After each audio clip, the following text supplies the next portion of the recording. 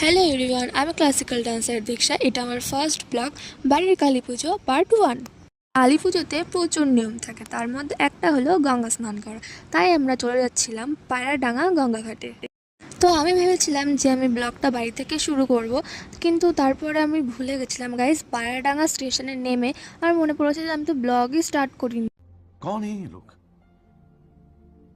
कहाँ से आते हैं ये? তো কি হয়েছে, ব্লগ মানে ব্লগ, সেটা আমি যেখান থেকেই শুরু করি না কেন। আরে দাঁড়াও দাঁড়াও, কথা বলার আগে একটু পোজ মেরে নিই। A few moments later.